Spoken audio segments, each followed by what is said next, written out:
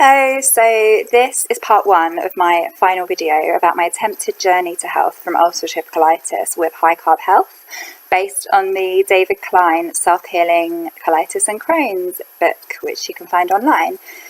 So my last video was a couple of months ago now, and it feels like a lifetime ago, thank goodness. A lot's gone on since then, and for quite a while I just wasn't well enough to write a video, and then to be honest I just think I wanted to block everything out. So my last video I was still suffering with some nausea, which had been alleviated a little bit by potatoes.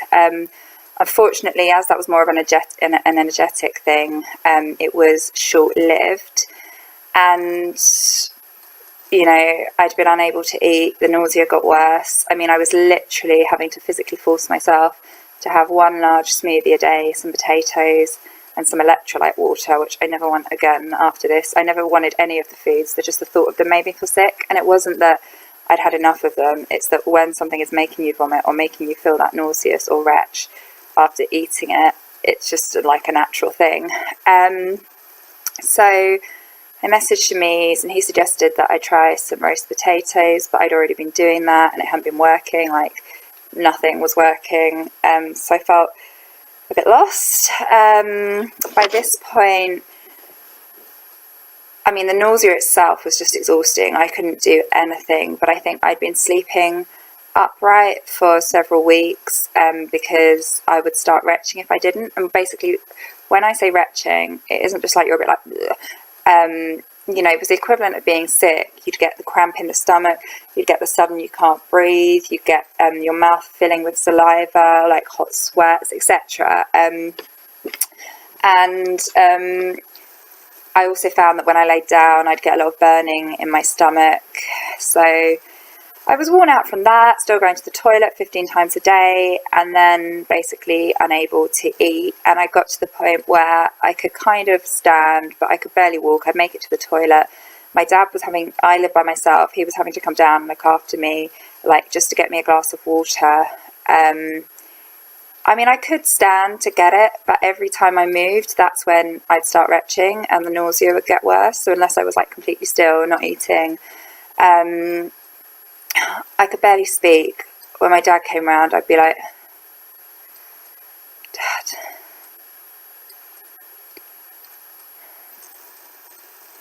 can you get water? And that's like all I had to give. It was like literally there was nothing left of me. And I've been ill in various capacities throughout my life. I've had a swollen brain, I've had bad chronic fatigue, you know, I was like in bed for a year, but it's always been completely different. And I can only describe it as like my body literally had nothing left to give. Like, I don't know what the next stage would have been. There wasn't a next stage as far as I was concerned. That was it. As I said, I think I've kind of blocked it out. It was quite traumatic at the time. Like, I never ever want to feel like that again, but I can't. For a long time afterwards, I could still remember it and still feel it. Like, I can't now, so it's a lot easier to talk about, and so I don't know that I'm conveying it well, but I wasn't even a shell of a person. Like, there wasn't even a shell there. I was nothing. So it didn't really seem any way to move forward, and it couldn't go on like that. Like I said, I don't know what was going to happen. You know, High Carb Health didn't really have any solution. I didn't have any solution. So I had this appointment booked with the lady that I've mentioned before that I go and see for chakra puncture, and she kind of does life coaching and she reads my energy, and she'd been really supportive. And she'd actually supported me a lot through it, giving me tips and ideas that had helped. Now, I used to go and see her on the train. Obviously, at this point, I wasn't up to that. So I asked my dad to take me in the car. When he saw me, he was like, no, you can't go. But I said, I have to. Like, this is the only thing I have that can help me move forward. There isn't, like, High Carb Health don't really know what to do. I don't know what to do. And I can't go on like this. So I saw it as like something was going to happen. So I went there, and what I would say is where I've been really, really lucky, still going to the toilet 15 times a day. But I mean, that was the least of my worries, genuinely. You can care less at this point. But the whole time during that, it's like my body knew when it could go to the toilet and when it couldn't. And when I had times like on a car journey where I couldn't, it didn't. But that isn't usually the case with ulcerative colitis. And I do think, you know, as I said, I wasn't that inflamed. That wasn't really my issue at this point. So I was lucky with that. But I got there, you know, can barely stand, barely speak. I'm kind of lying down, trying to tell her what's going on. And she was absolutely horrified. She was really shocked. And she refused to treat me, because the treatment that she does is all about your body surrendering, so that then it kind of reconnects with its natural way of being, without the world having influenced us and everything energetically that's going on. And she basically said, like, there was no way she could predict what would happen if, when my body is not even managing basic functions, what would happen when it surrenders. I think she was basically saying, you know, she was worried it would just stop working, which really shocked me. I mean, I knew I was bad, but it's just, you know, hearing stuff like that from someone that you trust. So basically, she never tells me what to do. She makes me come to my own conclusions, and my own conclusion was, like, I can't go on like this. It isn't a mental, like, I don't want to go on like this thing. It's that there is no way to go on like this. Like, my body isn't going to go on like this. So I came to the conclusion that I was going to take some Mesovant, because I was like, I don't even know what I do. Like, I haven't got advice on how I stop this, how I even come off the program, kind of thing. So I was like, right, I'm going to take 1 tablet of Mesovant and just increase, which is mesasaline, over the next few days. And even once I'd made that decision, a little bit of life came into my body. I was able to nearly sit up. I was able to, like, speak clearly, which again is all to do with how the mind works. And I believe that my mind was kind of like, oh my God, this is going to be over. Like, you've got a little bit of help now. So yeah, that was really interesting. Before I left, I was actually able to drink a small glass of water, which, you know, I hadn't been able to do, certainly in that short period of time. I had a tiny bit of mango on the way home, took the mesasaline, and that evening I was able to eat a tiny bit of gluten-free toast with avocado, because at this point I've never in my life not wanted food, and I just the thought of food. So I had to choose things that, 1, I hadn't been eating, and 2, I really wanted, because I was worried that I was genuinely never going to want to eat again, and I was like going to get an eating disorder. So I did that, and it was quite nice. I could only have tiny amounts at this point, because obviously I hadn't eaten for so long, and I felt just a teeny bit better. So and the nausea did then come back, and the next morning I felt just as bad, just as nauseous, which is what seems to have happened when it's been like an energetic thing that stopped me feeling sick or made my progress. It then goes away because the physical stuff is there, so it's just a short-term temporary solution. So I decided that I needed to have blood tests, because it was the only way. I didn't know why I was feeling so sick. Nobody seemed to know. So I thought, if I got blood tests, you know, something might come up and then we get the solution. Like, there was no way of moving forwards without the solution. So I booked to have them privately, purely because I didn't want to go to hospital, because I knew they wouldn't let me out and I would be in there for weeks, and they would pump me full of drugs, and I really, really wanted to avoid that. And that's what this program was all about. So luckily enough, my parents have private health insurance, and I could see my consultant that way. So I got the blood test done privately. You know, getting there again, traumatic and difficult in itself. And when I told Shamiz I was going, and he knew how I was feeling, he actually said, oh, like, don't go today if you're feeling like that. But and I get it, because apparently, like, you know, people have fainted when they've had them done and stuff. But to be honest, like, at this point, I would have taken fainting, but getting an answer so that then I could feel better. Like, something had to be done. So got my blood test done, and then went and saw my consultant.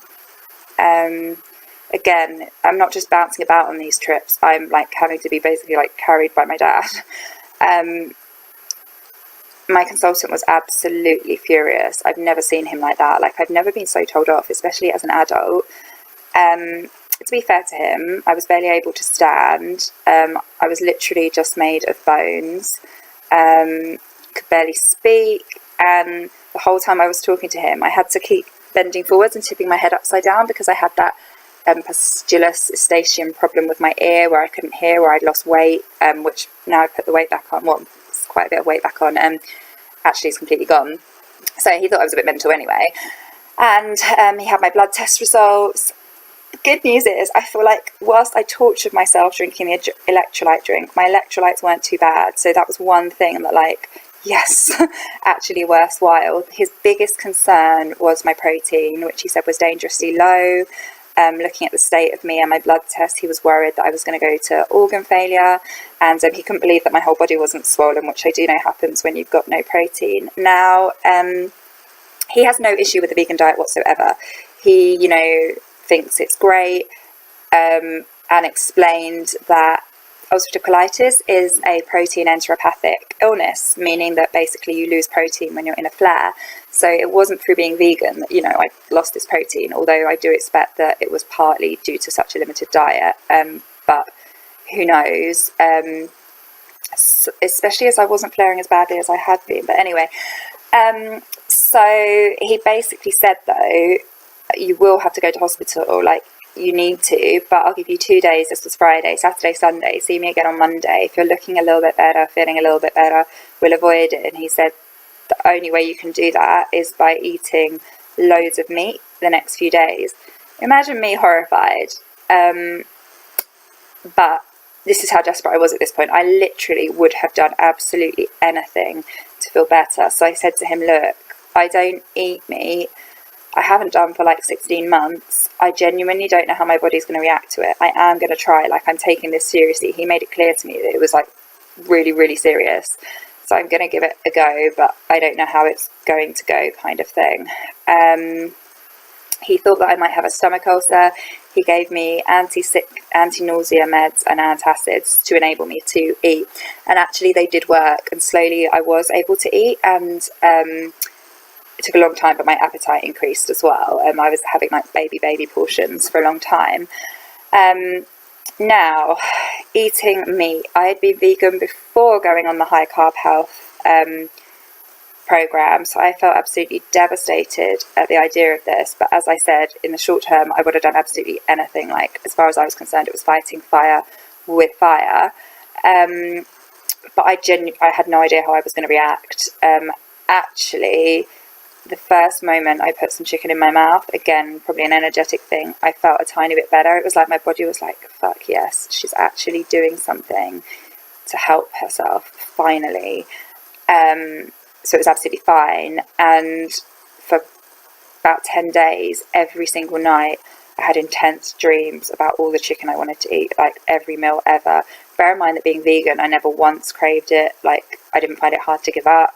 I was seriously dreaming about chicken. So yeah, so that's basically what happened to me. My next video is going to be about where I am now, things that I think kind of what led to me becoming the way that I did, and basically some insights. So tune in to part 2 soon. So I should just add, once I was well enough to speak to Shamiz, he was supportive. He accepted that I'd chosen to eat chicken and just tried to support me in any way he could with what I was eating, and to encourage me to eat the healing foods, which I was still, it's only recently, about a month and a half later, that I've been able to bring myself to eat again and to kind of give me other options. I was choosing to have quite a bit of tofu for the protein so that I didn't have to have as much animal products. So yeah, I gradually began to build up a bit of strength. I mean, it was a long, slow process. About 3 weeks later, I tried to like leave the house and like walk for 2 minutes, you know, that kind of thing. But I could feel that I was gaining a little bit of strength and a little bit of life back in me. So that was positive. And yeah, during that time, there was no kind of negativity from Shamiz. There was just advice and, you know, monitoring. I actually started taking enemas as well to try and reduce the frequency of my bowel movements. And he was saying, well, you know, if they do start going up, it's actually because your body's trying to get out the animal products from you. So you're going to the toilet more. But I didn't have that, so that was okay. And a tip, actually, is that I'd lost so much weight. I was so bony. Bear in mind, I was having to sit on the toilet 15 times a day. I was getting bruises like on my bum. So I bought like a cushion for the toilet. Best thing I've ever done. Like, everyone should have one, but particularly if you've got ulcerative colitis. So yeah, that's a little tip from